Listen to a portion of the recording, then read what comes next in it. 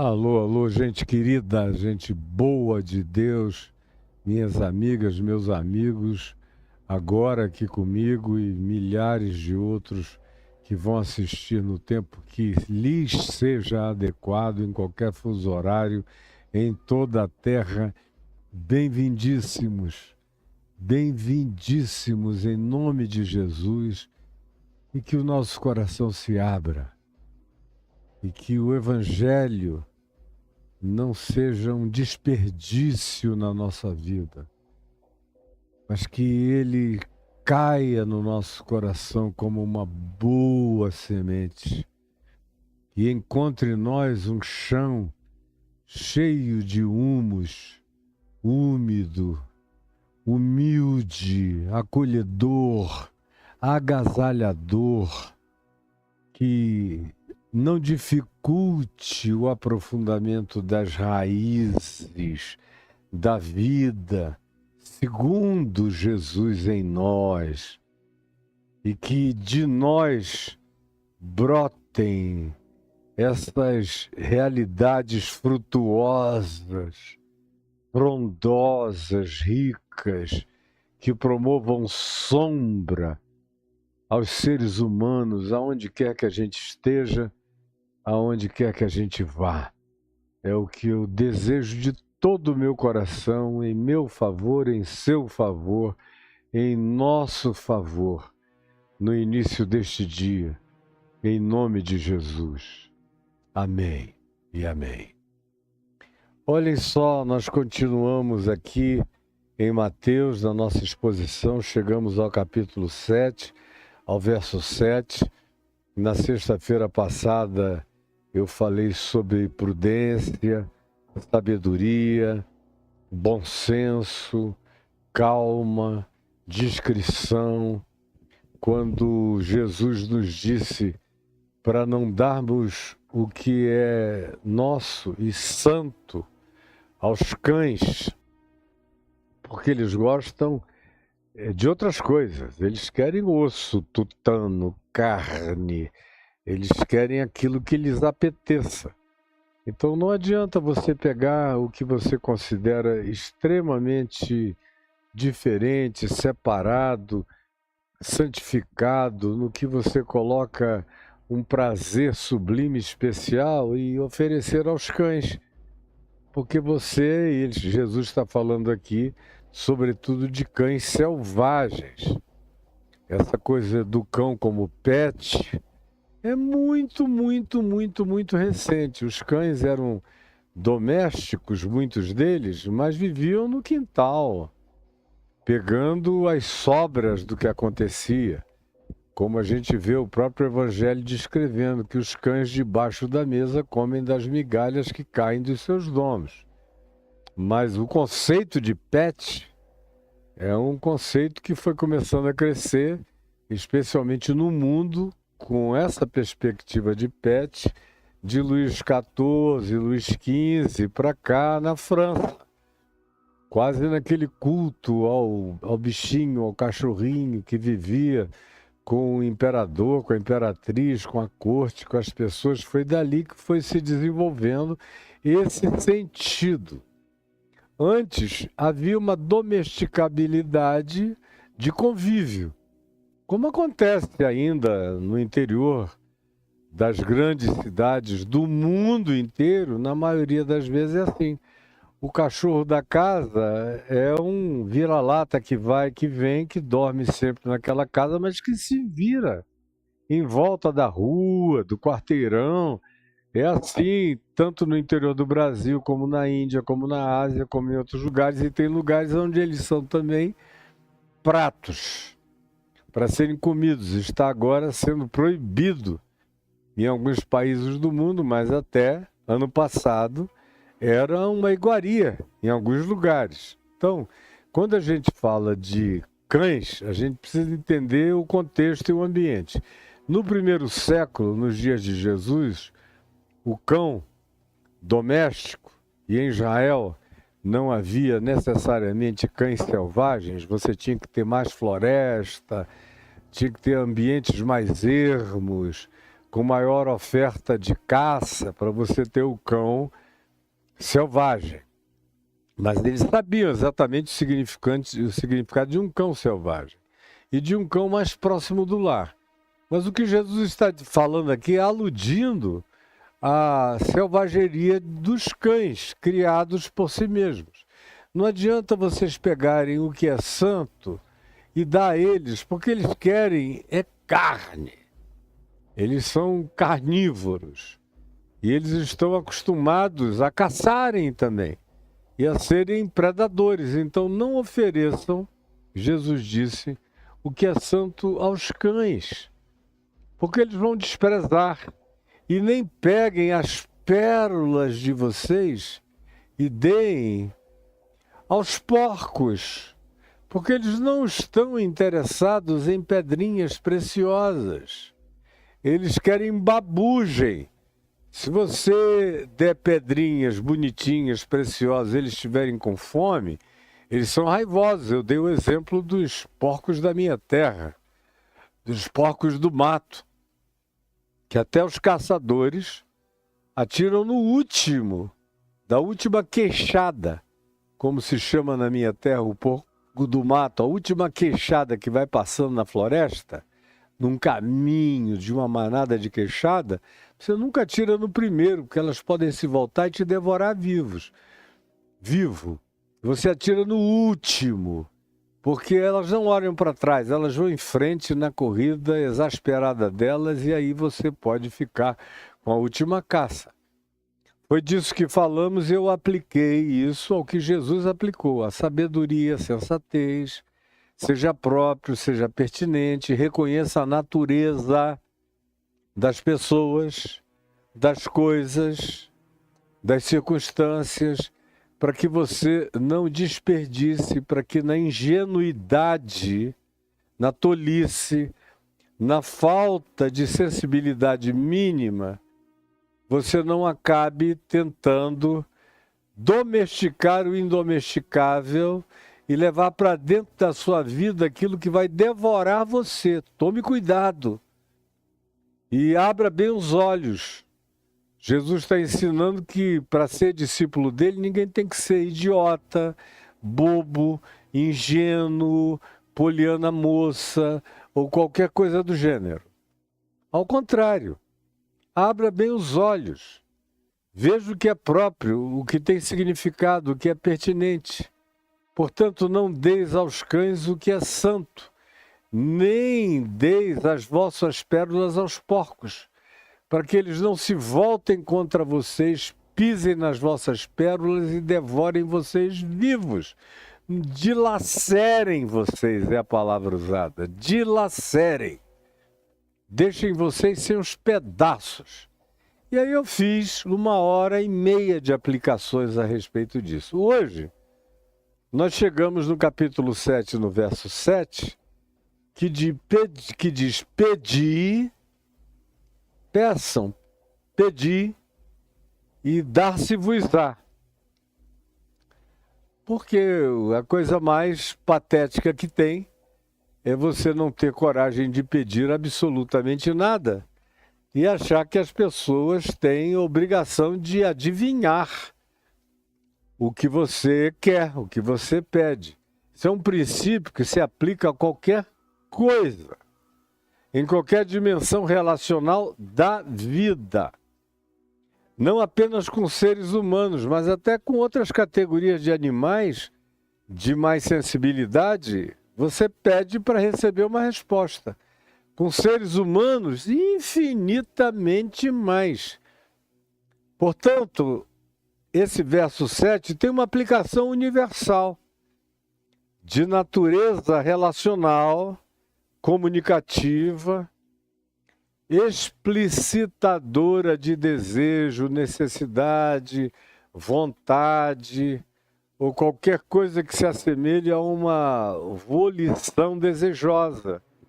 Por isso, pedi, peçam, olha, que coisa, eu bem que gostaria de ter isso aqui. Às vezes a pessoa tem 20, pode dispor de uma, ou tem uma só. mas que para ela não tem esse significado todo e para você ela notou que tem imensamente um outro significado e te dá. Ou quando tem algum grande significado para ela, mas ela tem um carinho muito grande por você e você disse, ai, que coisa linda, eu sempre quis ter um desse, e ela diz, pega, leva para você. Do contrário, é o velho ditado que nos diz, desde que eu era criança, que eu sei dele, que quem não chora não mama. E eu nasci chorão. Eu gritava tanto, gagá, gagá, que mobilizava até a vizinhança na minha cidade, em Manaus, lá em volta da minha casa. Tinha vizinho que corria de tudo que é lado, 4h30 da manhã, que era a hora que eu acordava desesperado pedindo gagá. Pedi e dar-se-vos-á. Buscai, que significa ter o interesse de alcançar, demonstrar o interesse de atingir, expressar a vontade de obter,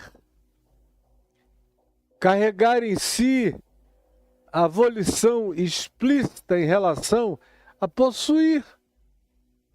E é o que significa buscai e achareis. Você não vai achar deitado na cama. Você no máximo vai achar o travesseiro sobre o qual você já está deitado. O lençol no qual você esteve embrulhado e saiu do seu corpo. Fora isso, na sua cama, no ambiente da sua preguiça ou da sua acomodação, você não vai achar nada. Você que quer achar um emprego e não sai de casa, e não vai para a rua, e não bate em portas, e não dialoga com pessoas, e não pergunta quais sejam as necessidades delas, que eventualmente podem ser também as suas, e aí você encontra um match favorável e um empregador que pode ter em você um empregado, ou se não é um emprego que você vem a conseguir, mas quem busca encontra trabalho.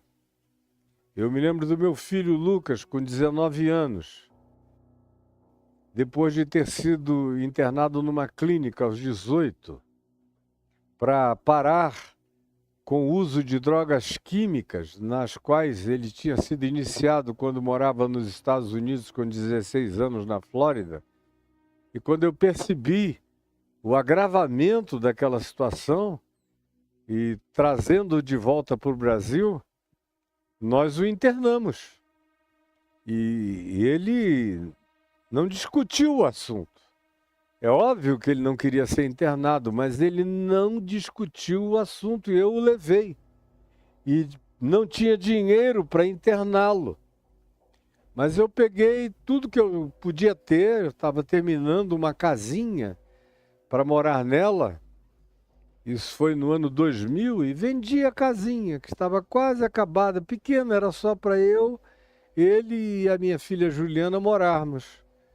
E eu vendi a casinha, era um pombal de beleza, de bom gosto, bonitinha, rústica, bem decorada. Vendi, peguei o dinheiro e investi naquela clínica, que era a mais cara do Brasil, para ele ser tratado. Ele ficou 4 meses lá e, graças a Deus, saiu limpo. E quando saiu, ele me disse, pai, eu queria me testar a mim mesmo. E ele tinha 18 para 19 anos. E eu falei, como é esse teste que você quer fazer?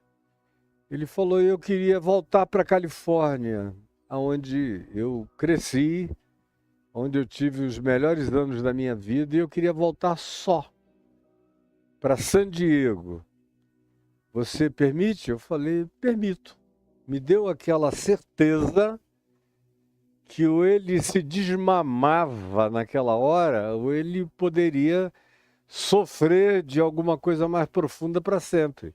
Falei, permito. Com todas as implicações daquilo. com o fato dele ter acabado de sair de uma clínica de recuperação onde ele ficou 4 meses. Mas eu falei, ó, isso aqui é conversa de homem. Você se garante? Me garanto, pai. Eu falei, quanto você quer por mês para ficar lá? Eu sem dinheiro nenhum, mas ia me preparar para raspar o tacho para ele ir. Ele disse, não, não quero nada, senão não vai ser um teste. Eu preciso ir sem nada, eu só quero uma passagem de ida. E se você puder me dar $500 para a primeira semana, o resto é comigo.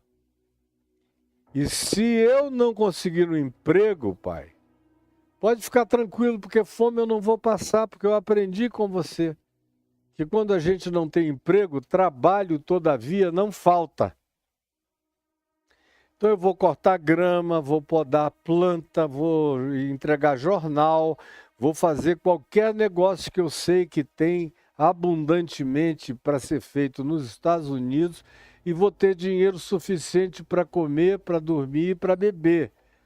Mas necessidade eu não vou passar, fique certo disso. E ele foi. Ficou 1 ano lá.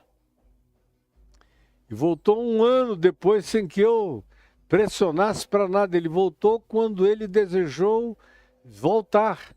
E mais do que trabalhar, ele já chegou, foi a um lugar, encontrou, impressionou, dialogou, foi extremamente amável, foi cavalheiro, foi interessante, ele era um garoto bonito e charmoso, se vestia bem, foi contratado numa galeria e fez um sucesso enorme na galeria, voltou 1 ano depois com saudade,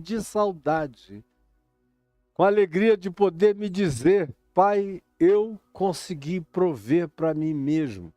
Voltou para o Brasil e continua a trabalhar, nunca parou de trabalhar, nem de estudar, de fazer a sua faculdade, até partir para Jesus alguns anos depois.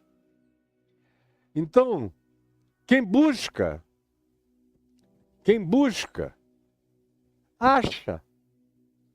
Agora, quem não busca, vai ficar transferindo responsabilidade para terceiros ou vai esperar que alguém faça isso por ele. E se alguém não fizer isso por ele, por ela, de algum modo, mesmo fazendo, mesmo conseguindo, mesmo arranjando, tem gente que não serve nem para aquilo que lhes foi conseguido, dado e oferecido e colocado no rosto, porque não tem a disposição de um dia depois do outro perseguirem aquele objetivo. Tem gente que já quer começar assentado num lugar de trono de soberania, ao invés de se oferecer para a ralação, que é o que põe a gente no caminho das conquistas. Mas Jesus diz, buscai. Se não tiver esse interesse de buscar, de ir atrás, de levantar todo dia, de ver o horizonte, de ver oportunidades, de ver chances, de ver soluções, de se oferecer para as soluções, de se oferecer para as ajudas, não vai achar nada. Não vai achar nada, deixa eu te dizer. Uma quantidade enorme de gente aqui me assistindo que não vai achar nada porque não busca coisa nenhuma, nem se oferece para o que aparece. Portanto, já são entes a priori falidos nas suas iniciativas. Aí Jesus prossegue dizendo, batei, se referindo à porta. Não é na cara de ninguém. Batei. Bata, vá batendo de porta em porta, de casa em casa, de oportunidade em oportunidade. Não desista. Não tome nenhum não como resposta definitiva. Não tome nenhum não como resposta definitiva. Pode ser definitiva essa resposta aqui, mas não será ali. Existem portas no mundo, tantas portas quanto os seres humanos no mundo existam. oportunidades de trabalho, de serviço, de emprego, de envolvimento produtivo da sua vida com o que quer que possa haver. Se você bater, até Jesus diz que ele bate. Ele, Jesus, eis que eu estou à porta e bato. Se alguém ouvir a minha voz e abrir a porta, eu entrarei. Deus bate, por que você não bate? Por que você se veste dessa pseudo-timidez ou fraqueza? Ou por que você se reveste dessa nobreza principesca que proíbe você de ir ali como qualquer outro ser humano normal e se oferecer? Não tem nada, mas tem um carro sujo que você pode chegar e dizer: você quer que eu lave o seu carro? Eu posso lavar. E ao final, mesmo quando você não combina um preço, o constrangimento de você ter lavado, feito bem isso, bem feito, vai fazer com que alguém te dê alguma coisa que é o bastante para um pão, para um café, para um suco, para continuar.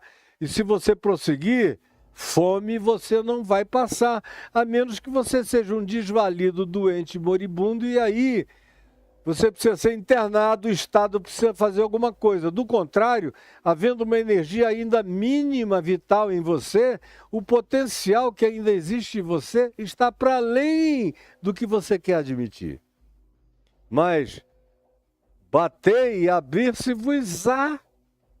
Abre-se sempre. Eu estou te dizendo isso porque eu já tomei decisões quando eu era muito novo.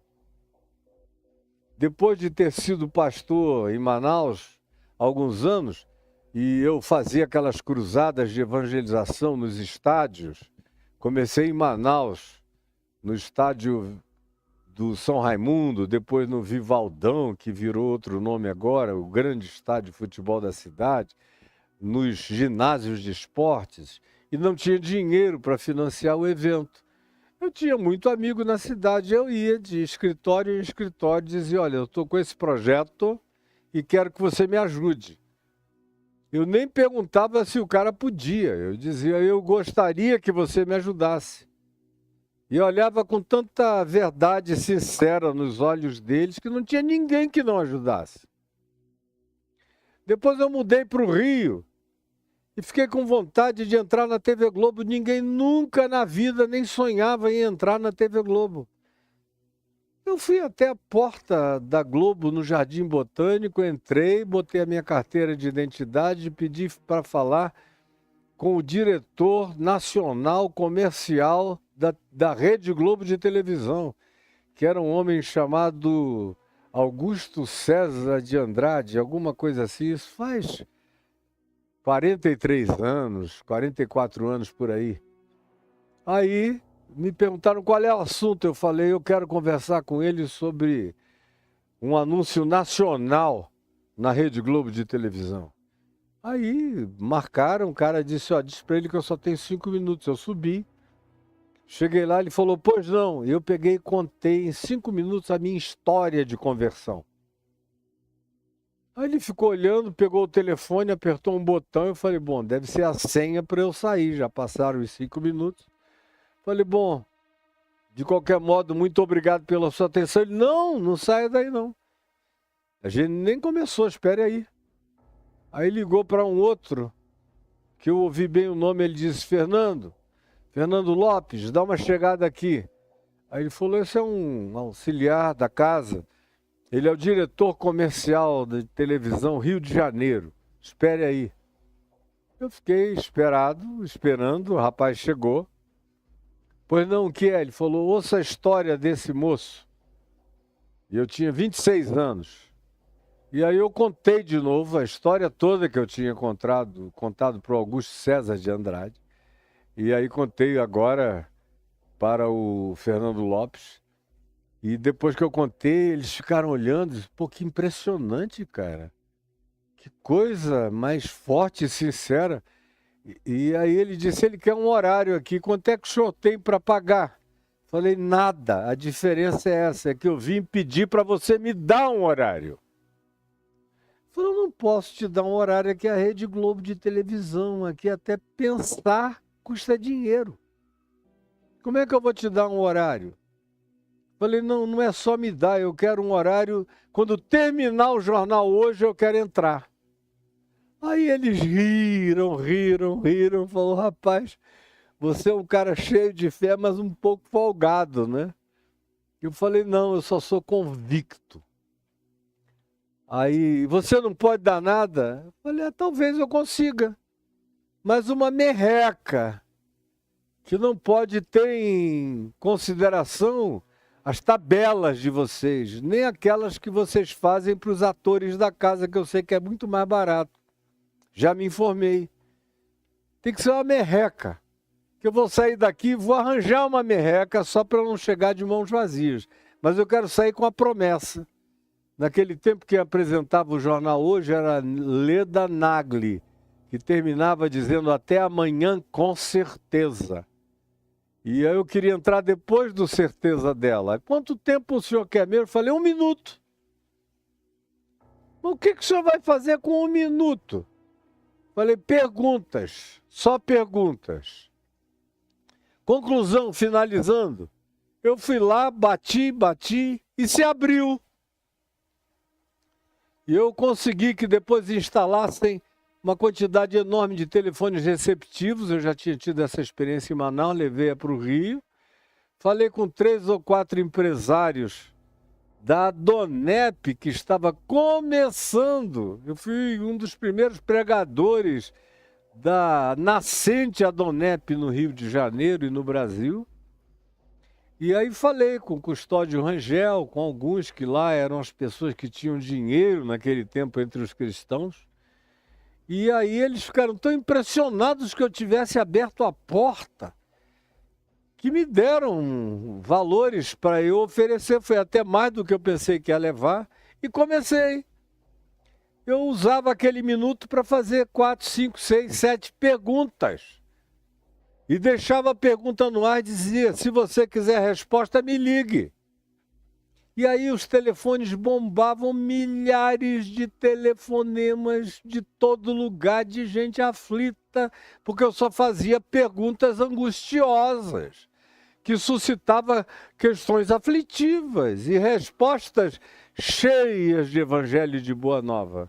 Porque eu sempre criei que aquele a que bate, abrir-se-lhe-á. Se bater, vai abrir. Você entendeu? Se bater, vai abrir. Agora, se você não bater, não vai acontecer absolutamente nada. Isso em termos gerais. Aí Jesus diz no verso 8, dá uma explicação. É um pois, um porquê, um portanto. A mesma coisa, pois todo o que pede, recebe.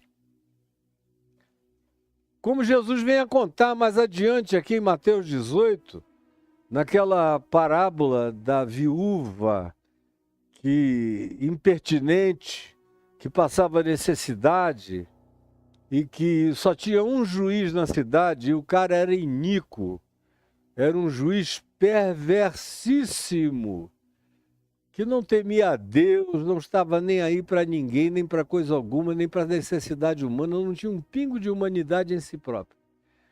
Mas ela tinha uma grande necessidade de uma causa que precisava ser julgada em favor dela. E ela ia todo dia perturbar o juiz, até que chegou um dia que o juiz falou para eu ficar livre dessa viúva chata.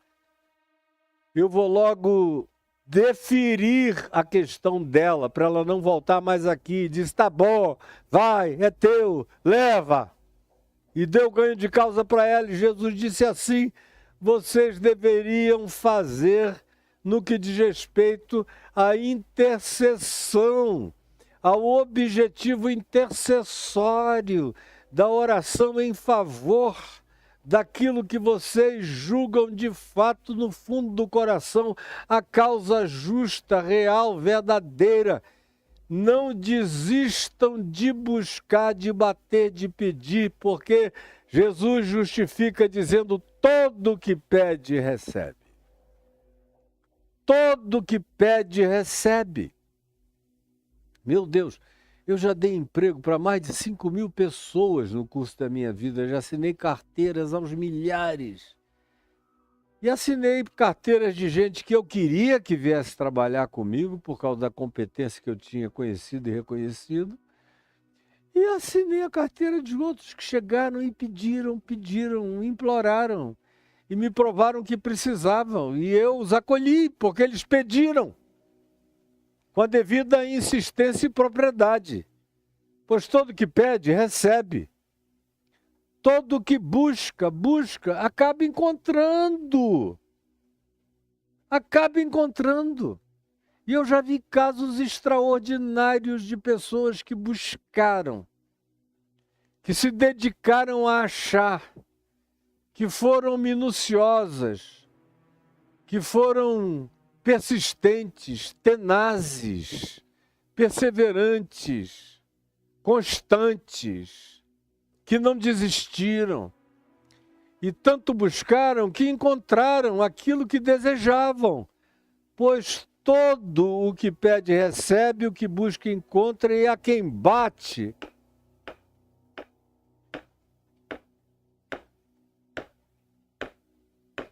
alguém vai chegar, abrir-se-lhe-á. Vai iniciar um diálogo. O que foi? Por que você está batendo? E já que a pessoa abriu, já é meio caminho andado uma vez que a porta está aberta. Para você que sabe se expressar, que tem a humildade, a inteligência, a sensatez, a sabedoria de se expressar, conseguir o que precisa. Se você tiver essa determinação, que não seja carregada de ufania e nem de mala educação. Se você for um ente de propriedade inteligente, de consciência, que tenha a educação da oportunidade para se relacionar, você vai conseguir. A porta vai se abrir. E aí, depois de oferecer esse princípio universal, que se aplica a qualquer coisa da vida, preste atenção, se aplica a qualquer coisa dessa existência. Jesus, então, traz isso e faz o aplicativo também vinculado à oração. No verso 9, e diz: ou qual dentre vós é o ser humano que, se porventura o filho, a filha, lhe pedir um pão, pai, eu queria esse pão, lhe dará uma pedra? Ó, essa pedra aqui está gostosa, chupa. Chupa essa pedra, meu filho, minha filhinha. Criança chorando. Como antes de eu me levantar para cá, estavam ali os meus netinhos caçulas, um deles tem 2 anos de idade. E aí eu perguntei a ele: você está comendo uma galinha, meu amorzinho? Aí ele falou: não, um franguinho, vovô. Mas antes disso ele estava pedindo, ele deu a chamadinha dele: eu quero, eu quero, eu quero, e serviram. Pois que a quem pede, recebe. Quem busca, encontre. A quem bate, abrir-se-lhe-á. E aí, o que é que se deu a ele? Uma pedra? Não, ele queria comida. E Jesus disse: o qual de vós é o homem? E no texto de Mateus 11, de 9 a 13, Jesus ainda é mais explícito. Ele diz: ora, se vós que sois maus, sabeis dar boas dádivas aos vossos filhos, quanto mais o vosso Pai Celeste não dará boas coisas àqueles que lhe o pedirem. Aqui em Mateus, ele apenas diz: o qual dentre vós é o ser humano, ou o homem ou a mulher, que, se porventura o filho, a filha, lhe pedir um pão, vai lhe oferecer uma pedra? Chupa gostoso. Chupa. Você vai ver que pedra é melhor do que pão. Chupa, garoto. Qual de vós? Por pior que seja. Só se for um diabo encarnado. Do contrário, não tendo um pão, vai chorar, vai correr atrás, vai buscar, vai fazer o que seja possível para alimentar a cria. E no caso aqui, Jesus está considerando uma existência de natureza normal, onde existe algum pão.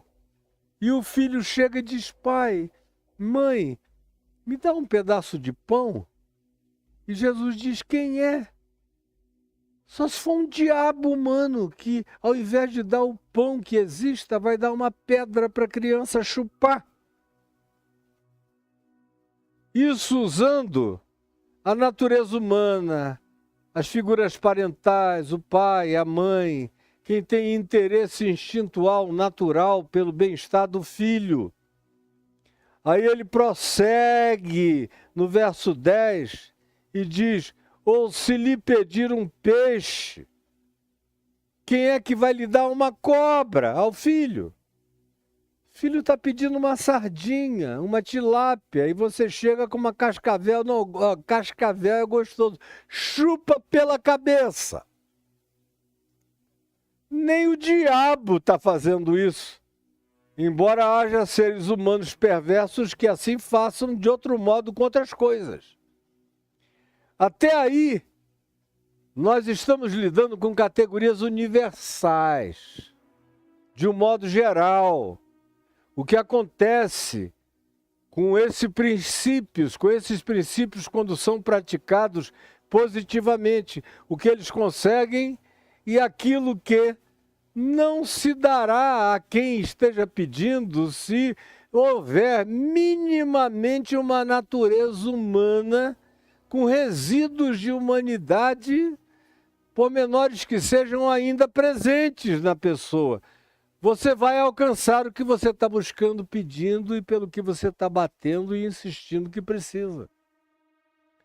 Aí o verso 11 também diz: ora, se vós que sois maus, porque todos nós, o melhor de nós, eu às vezes vejo uma gente que se enxerga pouco ainda, que só enxerga ainda da cara para fora, e que faz umas coisinhas boas aqui e ali na vida, que são aqueles que dizem: não, eu sou um homem bom porque eu nunca desejei o mal de ninguém.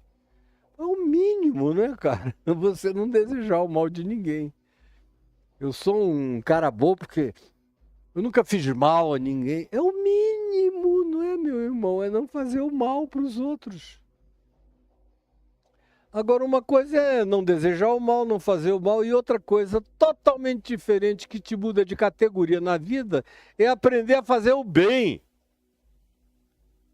Não é apenas não fazer o mal. Não fazer o mal é pateticamente ridículo. Você não deve mesmo. E não tem que se jactar de não ser perverso, maldoso, maligno, maligno, conspirador. Você não está fazendo mais do que o seu dever mínimo. E se fizer o mal, tomara que vá preso para aprender. Mas até aí não te mudou de categoria, te colocou apenas no rol dos indiferentes de braços cruzados, achando que a indiferença é uma virtude.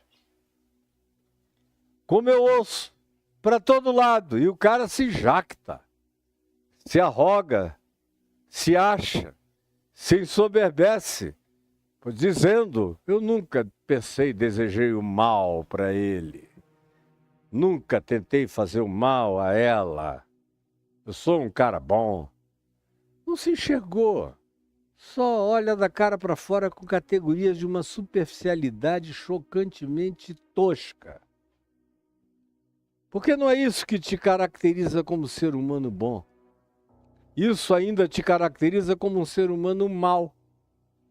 Porque a indiferença, ou apenas dizer que não desejou e não fez o mal, não muda o seu status de inutilidade, de servo inútil, de quem senta em cima do tesouro e não faz nada com ele, não pratica o bem.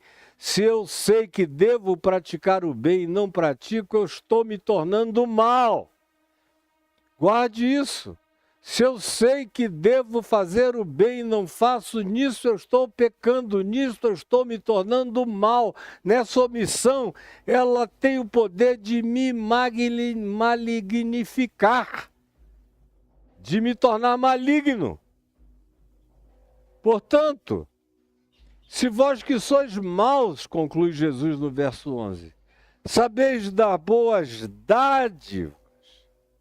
Até o Herodes, que matou filhos, matou a esposa que amava, Herodes o Grande, num cotidiano não paranoico, quando ele não estava atacado por um dos extremos paranoicos ou bipolares, ou no final da vida, da esquizofrenia atroz que tomou conta da mente dele, como tomou conta da mente de Saul, que chegou a tentar matar o próprio filho Jonatas com raiva. Até Herodes o Grande, até Saul na sua doença mental, sabia dar boas dádivas aos filhos quando não estava numa crise terminal. Ora, se vós que sois maus sabeis dar boas dádivas aos vossos filhos, quanto mais o vosso Pai Celeste, que é bom, é todo bom, que ama unilateralmente, que ama mesmo quando eu pratico o mal, ele continua me amando. Ele pode não gostar do que eu faço, nem do que eu vivo, mas ele não odeia ninguém. O Pai Celeste não odeia nem o diabo. Eu às vezes vejo uns pregadores aí dizendo, Deus odeia isso. Se Deus odiar isso, ele deixa de ser Deus na hora. Ele vira diabo todo-poderoso. Vira diabo todo-poderoso. O Deus que odeia é um diabo todo-poderoso. Deus não odeia. Não existe nele treva nenhuma, portanto não existe nele ódio nenhum. Ele ama o que é santo, reto, justo, puro, verdadeiro. Ele não quer, ele aborrece as coisas perversas e maldosas. Mas uma coisa é aborrecer. É dizer, isto é absolutamente inominável, não deveria ser praticado. Isso atrai juízo da pessoa contra ela própria, do conjunto fenomenológico universal contra ela mesma. Ora, se vós que sois maus sabeis dar boas dádivas aos vossos filhos, quanto mais o vosso Pai Celeste, o Paizinho, o Painho, o Abba, de todos nós, independentemente de quem nós sejamos, sabe dar boas coisas aos que pedem a Ele. Sabe dar. Como Jesus já tinha dito antes, vosso Pai Celeste é aquele que faz nascer o sol sobre maus e bons e vir chuvas sobre justos e injustos. E vai dizer depois, aqui no final do capítulo 7, ele vai voltar para esse tema. Vosso Pai Celeste faz vir chuvas sobre maus e bons, sobre justos e injustos. Faz o sol nascer sobre maus e sobre bons, sobre justos e sobre injustos. Essa é a natureza do Painho que está nos céus, cujo nome eu quero santificar, cujo reino eu quero que venha, cuja certeza de providência eu sei que eu tenho, porque o pão meu, o pão nosso, o pão da vida, ele me dá todo dia, e graça e misericórdia, e ainda me dá livramento para que eu não fique entregue ao poder arbitrário das tentações, da maldade, da perversidade. Ele me dá recursos para que eu tenha mecanismos de defesa do mal, como a gente aprendeu aqui na oração chamada do Pai Nosso. Ora, se vós que sois maus sabeis dar boas dádivas aos vossos filhos, você sabe dar boas dádivas aos seus filhos? Tem pai aqui que não sabe. Ele gera um filho numa mulher, 2 filhos, 3 filhos. Aí o casamento acaba. Aí ele se apaixona por alguém em algum outro lugar. Ele vai embora, nunca mais volta. Nunca mais volta. Essa é uma das coisas que me deixam mais tomados de ira na vida. Graças a Deus eu não levo essa ira para o travesseiro, nem para a cama. Nunca dormi uma noite sobre nenhuma ira na minha vida. Nem quando eu não era cristão ainda, com consciência do Evangelho. Nunca. Graças a Deus. E com o Evangelho em mim, as minhas iras são subtesas que passam. Mas se tem uma coisa que me levanta,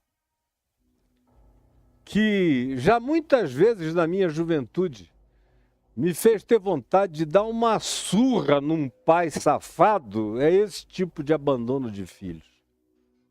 Eu nunca dei a surra, mas eu já peguei alguns caras desses e deixei-os apavorados na minha frente, porque eles sabiam que se eu de fato partisse para cima deles, eu quebrava cada ossinho deles. E eu não estava de brincadeira, é claro que eu jamais faria isso. E quanto mais o tempo passou, mais o meu coração se tornou profundamente outra coisa. E eu não tenho hoje em dia energia nem para manter o levante de uma ira, não é por causa de velhice, não.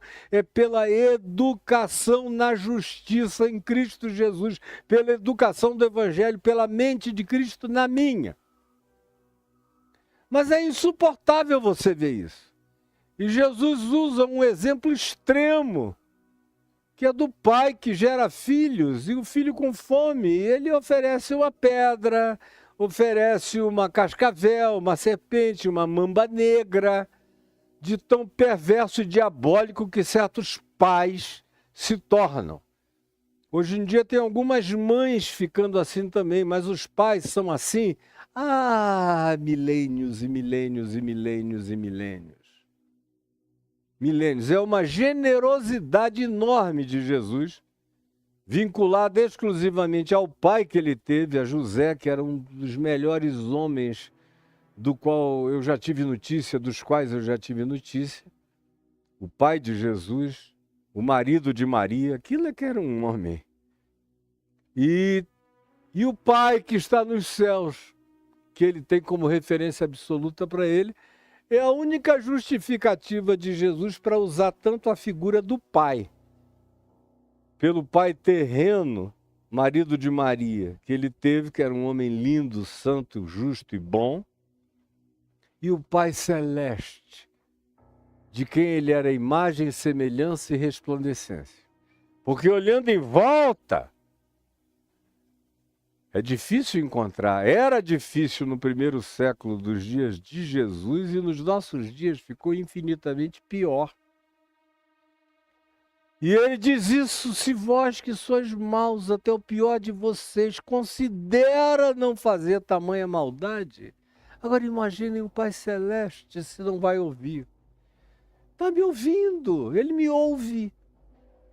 Aliás, Jesus disse, primeiramente deixa eu citar o irmão de Jesus, o apóstolo Tiago, que disse, nada tendes, porque nada pedis. E quando pedis, pedis mal, para esbanjardes nos vossos caprichos, hedonismos, prazeres, teologia da prosperidade, carros milionários, casas, bens, propriedades, de acordo com o evangelho dos coaches de vocês. Pedis mal. Então o que vocês conseguirem, vão conseguir por outros meios, mas não é o Pai Celeste que vai lhes dar. Vocês estão conseguindo muitas coisas, saibam que é um outro pai, é o pai da mentira, é o pai do engano, é o pai dos favorecimentos ilícitos, é o pai de todo aquele que se curva, que diz que os fins justificam os meios e que usa de todas as trapaças, de todas as maldades e de todos os interesses espúrios para atingir o que deseja. É esse pai homicida, pai mentiroso, pai diabólico, pai satânico, é que está te dando o que você tem. O Pai Celeste te ama o bastante para não te dar o que te mata. Embora, preste atenção, embora a gente leia no Salmo, um salmo que eu acho extraordinário, dizendo que Israel no deserto Pediu, pediu, pediu, pediu, pediu, encheu a paciência divina. Pediram obstinadamente o que não deviam, o que não precisavam.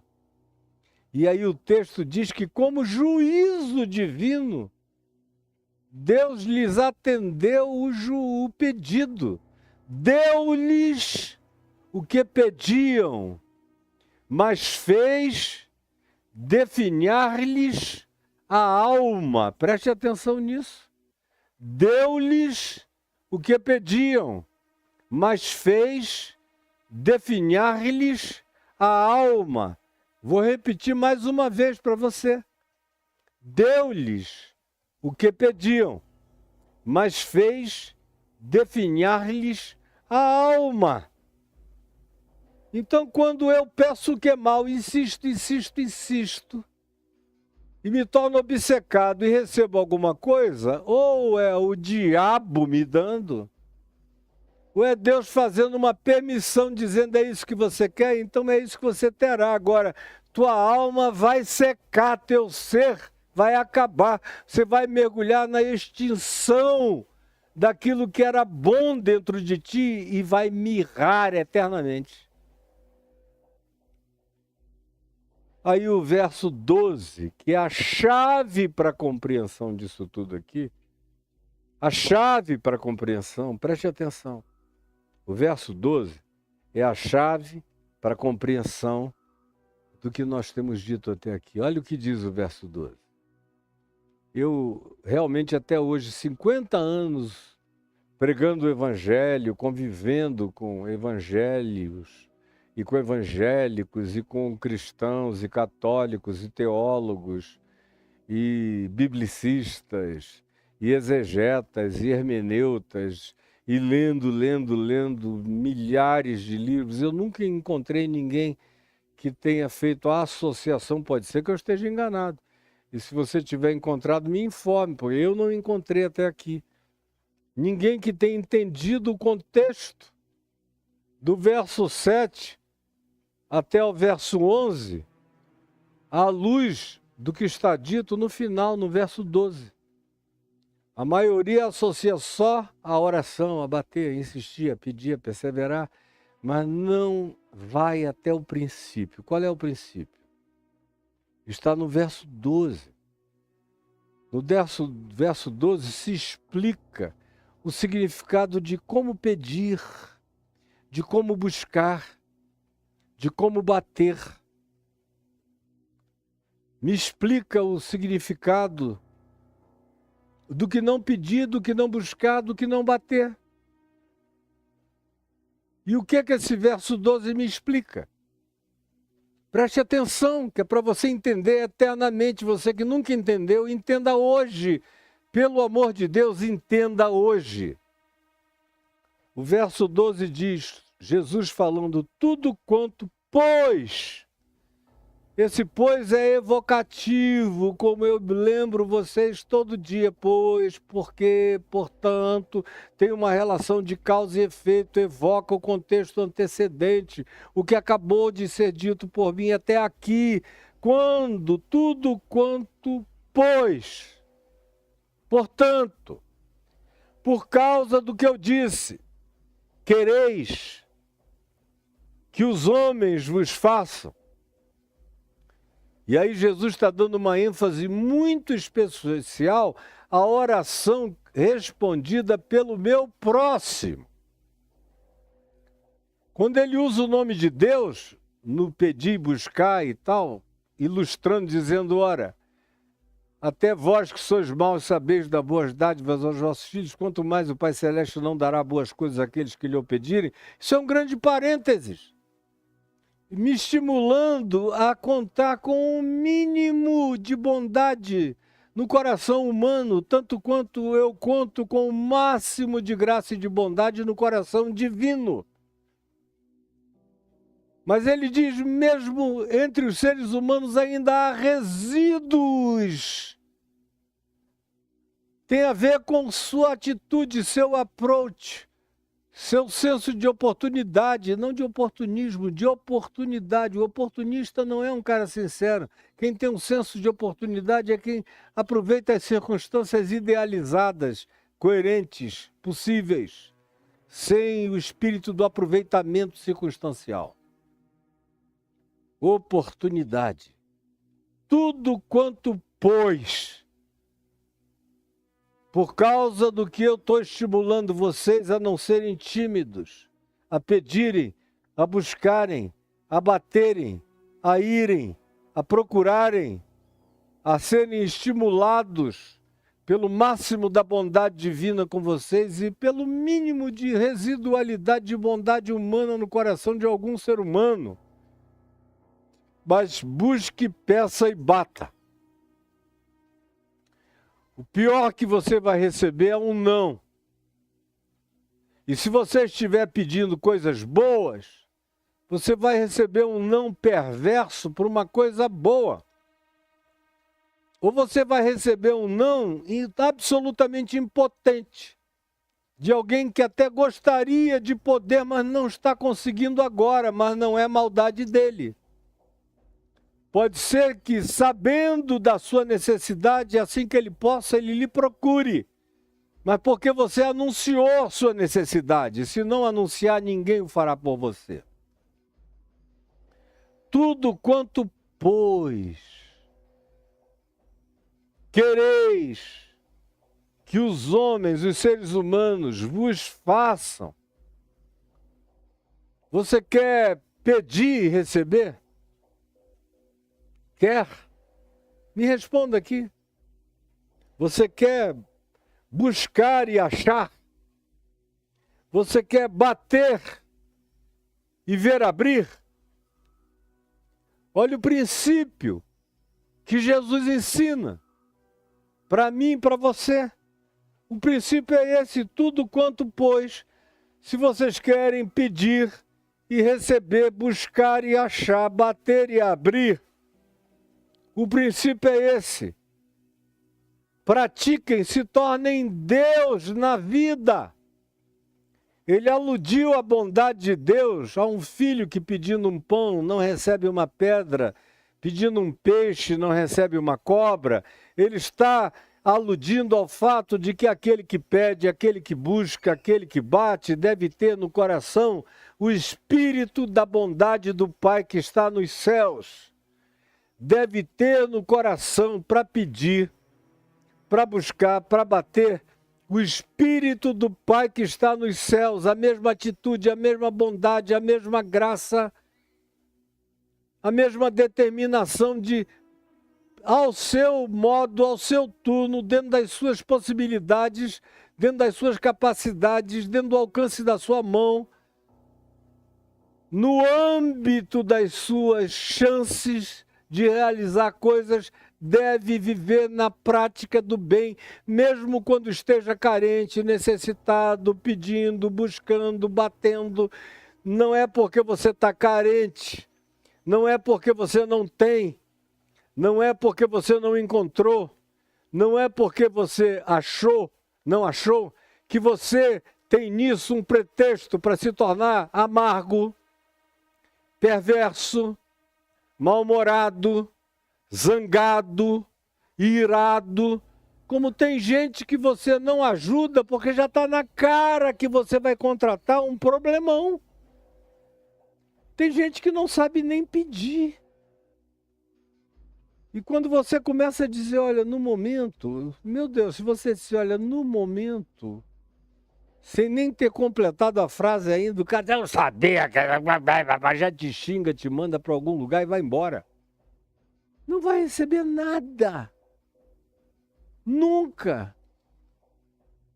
Ou quantas pessoas que já vieram me pedir oportunidades, eu começo a dizer, olha, no momento, eu não tenho o que você está me pedindo, mas eu iria completar o que você está me pedindo, mas eventualmente eu tenho uma outra coisa que possa lhe ajudar, mas a pessoa já fecha a cara, vira de costa, nem agradece, não quer nem saber, perde uma oportunidade por causa do espírito irado, zangado, amargurado, autovitimado, que acha que o mundo deve alguma coisa a ele e que ele não deve nada a ninguém, nem coisa alguma. Esse aí é aquele que é melhor cavar uma sepultura, pular dentro e se cobrir de terra, porque a vida não vai trazer benefício nenhum para essa pessoa. Não vai, entendeu? Não vai. Se você é assim, já era, cara. Você já nasceu totalmente indisponível para o bem, incompatibilizado com a graça e inimizado de toda oportunidade por causa da podridão do teu orgulho, do teu mau humor, da tua vaidade, da tua autovitimização, do ser horrível no qual você está se tornando. Então, até para pedir, para buscar, para bater, para receber, para obter, eu preciso carregar bondade dentro de mim. Como se eu fosse Deus. Como se eu tivesse o poder de socorrer. Mesmo que quem esteja precisando de socorro sou eu. Eu tenho que ser um necessitado com a atitude de quem, se pudesse, socorreria todo mundo. Eu tenho que aprender a ser alguém que pede com a atitude daquele que, entendo, ajuda a todos que possa ajudar. Eu tenho que ter a atitude daquele que, em batendo, carregue o mesmo espírito daquele que, quando ouve a porta dele próprio bater, abre com o melhor olhar para ver se existe algum modo de ajudar, de servir, de acolher, de hospedar, de criar alguma possibilidade vantajosa ou acolhedora para a vida de quem esteja genuinamente necessitado. Esse é o Espírito, é por isso que Jesus evoca a imagem de Deus, que é bom, que é Pai. Mesmo vocês sendo maus, pensem no que é bom para praticarem o que é bom, mesmo estando carentes, pedindo e buscando. Pois tudo quanto, pois, quereis que os seres humanos vos façam, você pediu e quer, você buscou e pretende achar, você bateu e quer que se abra, é isso que você está querendo? Tudo quanto, pois, quereis que os seres humanos vos façam, assim fazei-o vós também a eles. Assim fazei-o vós também a eles. É aquele cara que chega aqui e me pede alguma coisa, eu digo, olha, eu realmente queria muito poder estar te ajudando, muito, muito, muito. Hoje eu não estou em condições, não sei quando eu vou poder, mas escuta, você quer entrar? A minha grama está precisando de uma podada, você quer podar? Eu tenho equipamento, tenho tudo aqui. O cara diz, é claro que eu quero. Aí ele poda a tua grama. Aí quando acaba, ele diz, o senhor tem mais alguma coisa para eu fazer aqui? Eu notei que essa sua árvore aqui está precisando de uma poda. O senhor não quer que eu faça uma poda, não? E eu digo, ela está precisando. Você poda? Podo, claro. Sobe e poda.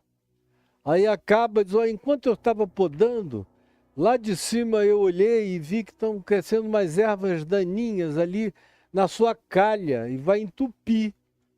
E na próxima chuva o senhor vai ter problema. O senhor quer que eu limpe?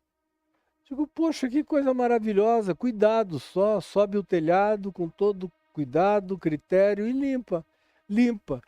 Quando chega o fim do dia, o cara diz, olha, muito obrigado, você paga ele, tenta ser generoso.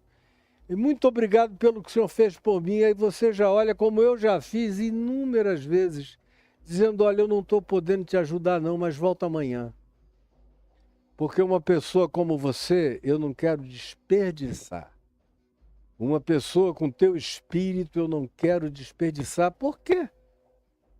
Porque ela fez tudo o que ela pôde, ela não tinha nada, mas o que ela tinha com ela, o que estava no alcance da mão dela, ela fez antecipadamente a mim o bem que ela queria receber. mesmo não tendo eu como na hora dar a altura do que ela tinha solicitado, ela não quis saber com o que ela tinha, ela me socorreu, me ajudou, fez, mostrou sua boa vontade, estendeu a mão, mostrou seu espírito, revelou sua atitude, seu caráter, sua disposição, sua boa vontade. Quem é que quer desperdiçar um ser humano assim? Quem? Portanto, o princípio é esse. Tudo quanto, portanto, vocês pedem, vocês buscam, vocês batem para encontrar, façam com o melhor espírito, com o espírito do Pai Celeste, que faz o melhor e não oferece o pior. Mesmo os seres humanos, que são maus, sabem fazer coisas boas aos filhos. Quanto mais vocês que estão em necessidade, pedindo, buscando, batendo, se revistam do melhor espírito possível, porque a vida vai retribuir. Hoje em dia o pessoal diz o universo vai retribuir. É uma outra maneira de dizer que a fenomenologia da vida, da existência, que se acumula positiva ou negativamente contra as pessoas e que tem uma espécie de vida de si mesma, vai te retribuir para o bem, pois tudo quanto quereis que os homens vos façam, assim fazei-o também vós a eles, com que vocês dispõem. E fazer isso, agir desse modo, com essa simplicidade, preste atenção, é o cumprimento da lei de Moisés, da lei de Hammurabi, da Constituição brasileira. Quem tem esse espírito não transgride em nada, não ofende ninguém, não pisa no pé de ninguém, passa pela vida do modo mais leve, construtivo e positivo possível e atrativo. É um sedutor do mundo invisível, com a bondade expressa daquilo que ele alcança, pode e consegue realizar na vida. A esse, as coisas que ele pede acontecem. A esse, as coisas que ele busca são achadas. A esse, as coisas em relação às quais ele insiste e bate, abrir-se-lhe-ão, porque ele está carregando a fé de que existe bondade ainda presente no mundo, apesar de todas as maldades. Ele olha positivamente para a existência, com fé, e ele próprio pratica no âmbito do alcance do que ele pode, toda a bondade que ele consegue. Por isso ele se torna tão desejável, tão não desperdiçável, tão não expendable, uma pessoa completamente necessária. Até quando você não tem, você vai fazendo tudo que você tem, vai trocando a presença dele por comida, por bebida, por pão, até você poder e até você tê-lo para você, com você. Esse é um espírito que agrada a Deus, tanto é que Jesus diz, pois esta é a lei e os profetas. Se alguém quiser agradar a Deus, viva com essa atitude, viva com esse espírito, seja essa pessoa. E você vai agradar aos céus, você vai agradar a anjos, você vai agradar aos fenômenos universais, você vai agradar ao Pai que está nos céus, você vai agradar a pessoa ou as pessoas com as quais você esteja buscando uma relação de favorecimento imediato, porque uma pessoa assim se torna absolutamente imprescindível. Tudo quanto, pois, quereis que os homens vos façam, que os outros vos façam, antecipem-se, e façam isto vocês a eles. E saibam que fazendo assim, vocês estão praticando a obediência ao Evangelho simples. O Evangelho é isso. Andar e carregar e ser um evangelho ambulante, é carregar essa atitude, essa mente, esse espírito, essa postura, essa decisão, esse compromisso, sem claudicância, sem vacilação. Isso tem que estar presente em ti. E aí a existência te favorecerá. Mas se isso não estiver presente em você, não adianta. Você pode ser linda, gostosa, lindo, charmoso, bonito, preguiçoso, preguiçosa, acomodado, acomodada. Vai morrer na miséria, na dificuldade, na carência.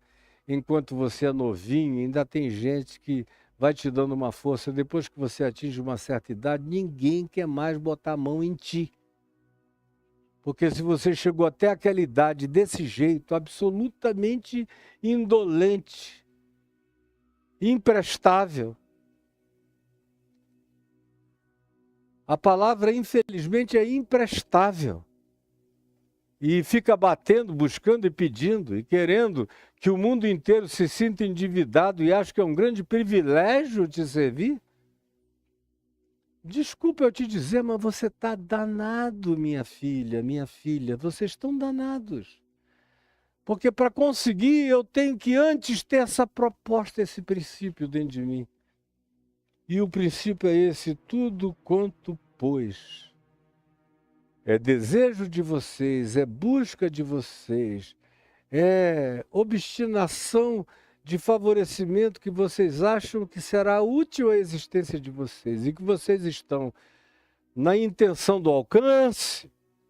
Enquanto estejam nisso, não esqueçam de ser bons.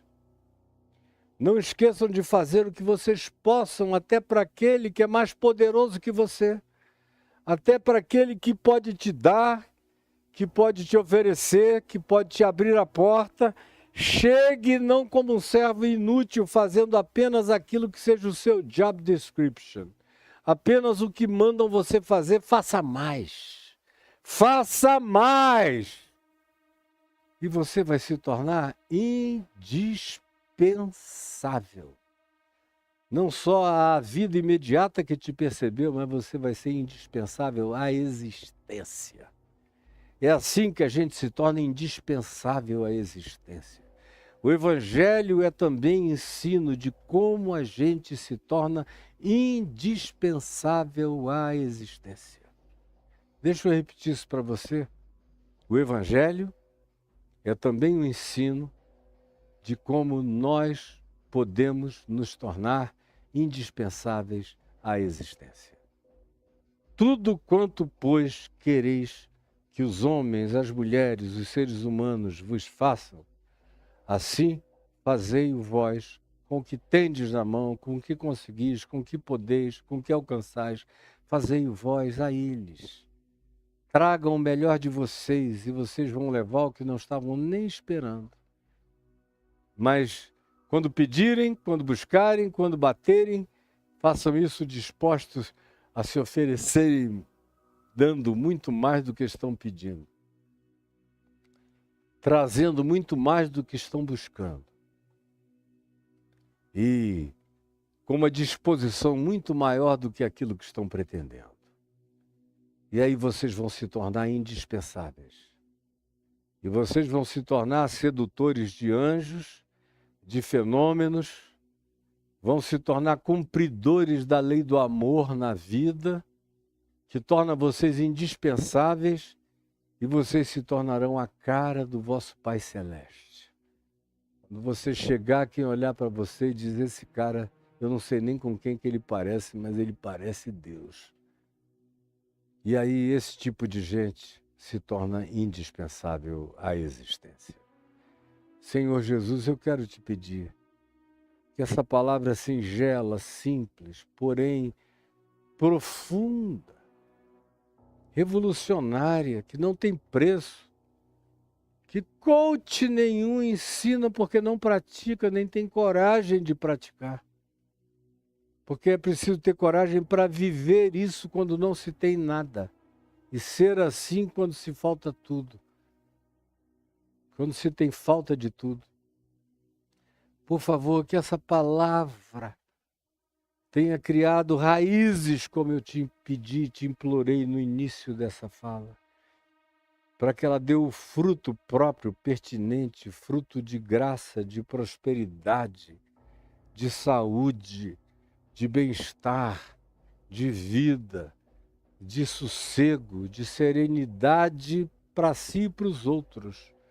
É o que eu te imploro, que tua graça e sabedoria e poder para viver tenham animado a vida e o entendimento e a compreensão de dezenas e centenas de pessoas. É o que eu te imploro agora, em nome de Jesus.